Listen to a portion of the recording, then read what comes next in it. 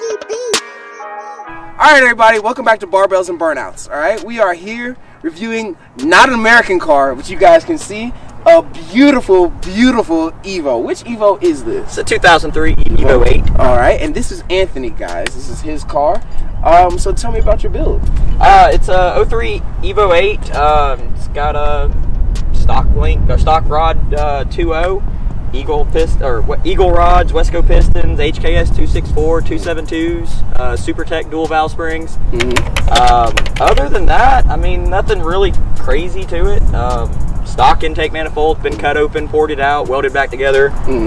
Force Performance FP red, HTZ version FP red, Bosch 1650s, Walbro 450, ethanol. So pretty simple, pretty straightforward. Done a little bit of work. How much is it pushing right now? Right now it makes 470 to the wheels at 7,600 RPM. And right at 380 foot-pounds. That sounds fun. It sounds fun. It's not too crazy, but it's enough to enjoy every day. Exactly. Yeah, and it does. It gets daily driven every day. It's the dad mobile, the work vehicle, the messed up weather for the last 2 weeks. Yeah, it's been raining bad. This has been the only thing that can get out of my yard right now, so it's definitely been getting drove. So all right, so tell me a little bit about the Evo, because this is the first Evo we've had on the channel. Tell me a little bit about well, I guess specifically the Evo 8. Tell me a little bit about it. Well, Evo 8 was the first one that we actually got. We all drooled over them for years, and this is the first one we actually got. Personally, I mean, everybody seems to like the 8s better than the 9s and the 10s, and I think a lot of that is because of the 9s. They came up with the whole ACD and the transfer case, and the torque splitting and all that. This one's still pretty just straight up old school. I mean, you've got regular differentials. This one does have an RS diff in the front, and I can't remember which. It's got an upgraded diff in the rear, but otherwise the transmission is bone stock, 175,000 mile transmission. It does have a built transfer case with a Shep transfer case in it, but other than that, pretty stock. But like I said, the 8s were the first ones we got. We all kind of drooled over it. Some of the movies and you know, Too Fast, Too Furious, the yellow one that was in there. Little teasers. So what do you plan to do with this car? Like, is it street cars, a track car, is it a show car? What do you street car? I mean, I don't. Everything I own, if I can't drive it on the street, I don't. There's no point in it. I mean, I've got, oh Lord, like 10 DSMs, Galant VR4, which is coming next for the review. Which the Galant's gonna be fun. So I mean, all of them, you know, I drive them all, you know, all the time. My GST has a has a 20G and 850s, 255. And it runs. I run it on 110 leaded most of the time. Okay. It's pretty fun. The Galant's getting 2.3 Borg Warner S256, 2150s. So I mean, if I can't drive it every day, what's the point? I mean, I'm all for making, you know, big power, but what's the point of it if it's too rowdy to take out, or if it's too unreliable to take out? So everything I do it to a point where if something breaks, I can fix it on the side of the road. And I'm a firm believer in zip ties. So I feel that. So tell me a little bit about this motor, about the 4G63 motor. Well, essentially it's basically a split thrust 7-bolt, which you know, came in the late 90s DSMs, just a different head, but everything else is essentially the same. I mean, not exactly, but otherwise, I mean, that's kind of why I picked this over an Evo 9 or Evo 10, because pretty much everything on it is more or less the same to what I'm already used to working on and working with. So a lot of the, I mean, don't get me wrong, none of the parts are interchangeable, seriously, but it's still kind of, you know, stick with what you know, and this is what I know. So tell me, how much boost are you running on it right now? Right now it's on 27 pounds. Okay, so 27 pounds, that's not, you know, light stock boostage at all. I'm not sure what stock is on these, but I know on DSM stock is like 12 to 14 pounds. So you're running something a little high. So, because I know I know it has it's totally different motor and everything, but I think 27 is where single turbo BMWs sit around. I believe so. That sounds about right. But I've seen some online where this goes up to like anywhere between, it's either this or the Evo 9 or 10s. They'll go up to like 40 or 60 on the high horsepower ones and build. I just look at Jet Racing with their Pro Mod clips with a 4G63 in it. They're running 112 pounds. Holy. They're running 112 pounds and making like, I think they said 1900 horsepower or something like that. Oh, it's crazy. That's insane. So this is just, we're running around town having fun in it. Might hit some mountains, hit the track a little bit with this. Yeah. This is something the normal people would drive. So I guess we'll see how the car drives and rides it. It definitely catches attention. You had to stop somewhere that somebody doesn't walk up like, dude, is that your Evo? Yeah. It gets annoying sometimes, but it's definitely, you don't see many of these. In fact, I think there's only 3 or 4 currently in North Alabama. Really? I know there's the silver one out towards Coleman. Mm-hmm. I know Victor's with his blue one. I think there's one other guy somewhere out towards the Florence area with a silver one. Not silver, a white one. So you're the only bright colored one out in Huntsville that I know of. Beside, like I said, Victor's is blue. Yeah. But to my knowledge, I'm the only blue 8 in Huntsville. Mm-hmm. That's beautiful, man. That's beautiful. Well, I guess we gotta go check the car out then. Take a ride. Yeah, let's stay tuned to the rest of the review. All right, guys. So we're here doing the ride-along portion of the review. The car's quiet on the inside. Like you said, we can hear the twin disc. But yeah, it rattles. It's a little bit, but it's a normal quiet. I love the seats. Which seats are these? These are factory Recaros. Really? Okay. They grip you in it. The 7, I like the Evo 7 seats. They're a little narrower. They feel more like a race seat than these do, but I mean, still, they're really a nice addition to the car. Everybody say hi to Dove in the background. Dove was nice enough to be the camera car today, so he got to ride along and enjoy. So, well, yeah, let's see what happens. What's going on with the car?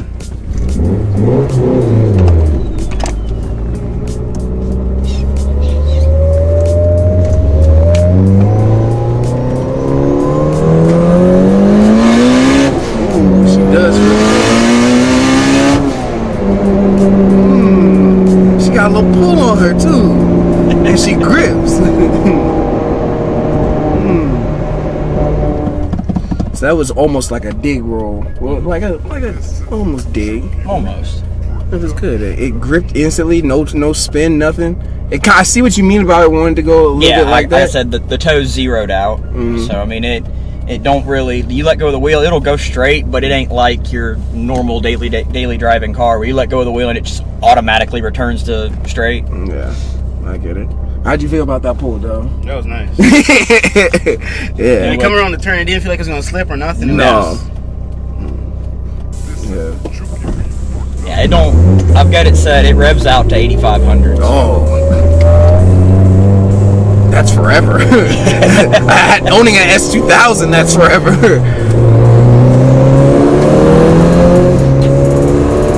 I love the blow-off sounds. Oh, I love it. Yeah, it's a tile cube. Alright guys, so we're about to try this full out roll, full out pull. Which gear are you gonna go from? I'm in 4th right now. Okay. Depends on how much room I have, really. Yeah.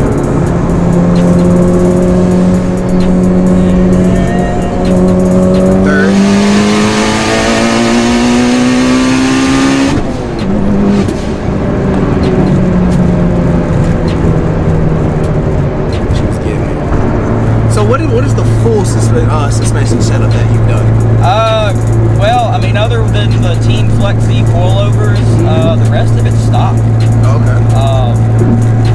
When I first got the car, it had Blistines and Swift springs on it. Yeah. However, my lovely driveway took out the right front strut. Oh. So I got to looking at the prices of struts, even with my commercial account. Yeah. The front factory listings were like $300 $120 or something like that a piece, and the rears were like $214 a piece. I contacted a friend of mine who's a dealer for Map Performance and I think Extreme PSI as well, and a couple other people. He hooked me up with a set of Team Flex Z coilovers for $800 shipped to my door. Wow. So I was like, okay, that's cheaper than I can buy the stock struts, not counting the strut mounts. Yeah. So I was like, okay, no brainer. So they've been on the car about a month and a half.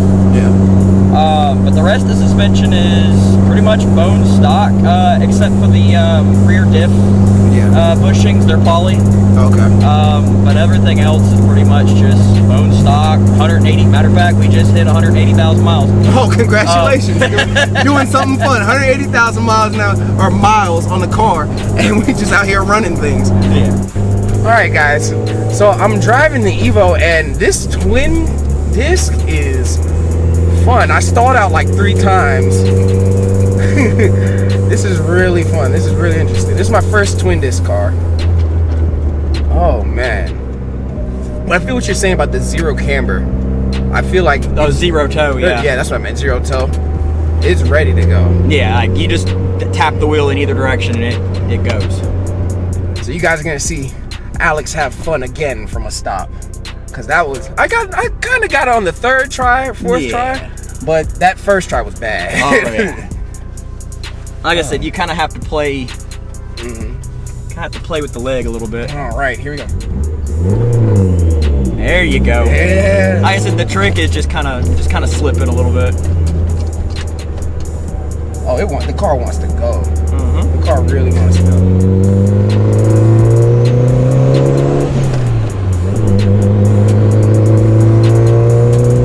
Yeah, I feel once it gets into the boost, it really just wants to go. Yep. Though. Oh yeah, it's very, very. I feel when the boost kicks in, like right about there is where it starts to kick in. But it's linear. Yeah, it comes in very smooth, but it comes in hard. Yeah, not a crazy drone at all, but it's like you can hear the exhaust, you hear it's there. Yeah. I hope you guys can hear the whine, because the whine is, to me, sound-wise of the car, is the best part. That whine is beautiful. The suspension, I can feel. Like I said, I've got it set, the dampening, I've got it set pretty stiff. I can feel it, but I like being able to feel. Like I feel, like you said, the reaction and the response from the steering wheel is good. I can feel the bumps, but it's not to where it's back braking. Yeah. It's not like that's extreme. I had it cranked all the way stiff, and I was like, it's not horrible, but let me try one click down. And I just haven't adjusted it any more since then, because I mean it's not bad right here. Yeah, it's got just enough give to it that you don't jar your back over every little bump. But speaking of back, I love the way this car was grabbing me. The driver one, this is like perfect. Yeah, like literally perfect for my body size. I haven't had even my S2000 seats don't grab. I was gonna say, didn't the S2000 was nice. So didn't the S2000s come with, most people want those seats. Yeah, I love them, but this one grabs me great. Yeah.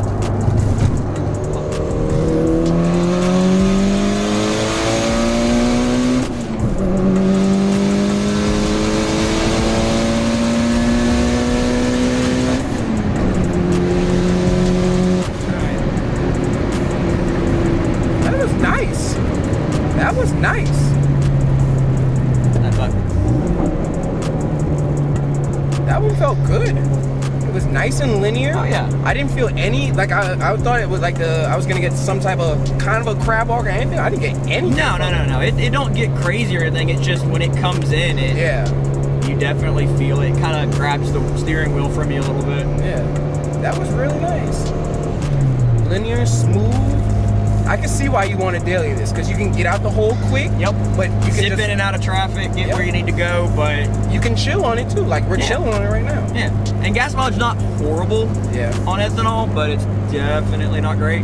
Yeah. I see. We were at what, the tick now, and we just did what, one pull after just cruising. On the interstate cruising, I get about 17. Okay. On a good day. Yeah. Screwing around town, getting in boost, all that fun stuff. maybe 12. Maybe. 12 is not I'd want a little bit higher. Going back and forth to work, I burned through about 2 tanks of gas a week. So, you know, I think it's a 12-gallon tank, something like that. How much does it cost you to fill up? So the other day, the car wasn't really low, but I filled my 2 cans that I, you know, keep on hand. So 10 gallons plus topping off the car, spent like $30. So I mean, it's not horrible. Yeah. I mean, it's like $1.98 a gallon for ethanol right now, depending on what end of town you're on. And what's crazy is you go across Tennessee line, and it's like $1.60 a gallon. Oh, I'd be going to Tennessee to fill up every day. Well, problem is you know, the closest one is like 20 or 30 miles into Tennessee. Oh yeah, it's out by Antioch area. Yeah, and the other issue is I've noticed the ethanol content in Tennessee is lower than here in Alabama for some reason. Like here, if you I don't know if you can see it, but there's a little door right there on the side, about where your knee is. Yeah. If you pop that down, I've got a Adreno board set up as a ethanol content display. Yeah. And average around town, it shows 87%. I go get gas in Tennessee, like when I'm going up to help one of my friends or anything like that. I'm lucky if it shows 70%. So it let's have fun again.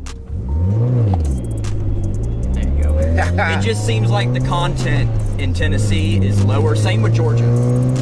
Georgia is right at about 75% on average because my mom lives in Atlanta. So it's definitely, I don't know if it comes out of a different, you know, distributor or different tank, but on average the content here around us is a whole lot higher than Tennessee or Georgia. So I love the way the car feels. I would definitely daily. I was avoid that big old pothole. Yeah, but that's what I was looking at. I was like, ooh. I was like, no, we ain't. I messed up once. Dude, that one was like 8 inches deep. Yeah, that would take half the BBS right off. Woo. But I love the way the car is. I love the way it's set up. Like, for it to be as close to stock as you say, it feels great. Like, it feels really, really nice. Yeah, I mean, like I said, it's nothing crazy. All right, we're gonna split this one like that. But yeah, I love the power band and everything. It's very, very linear, smooth.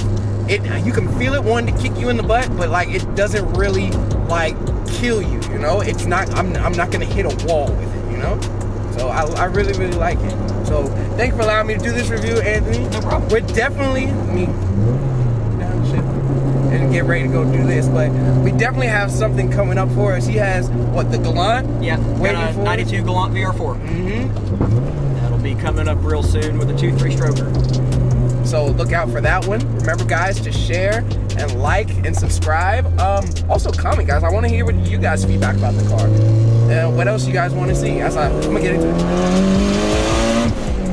Ooh, it felt good. But remember to like, subscribe, share, and I'll catch you guys later.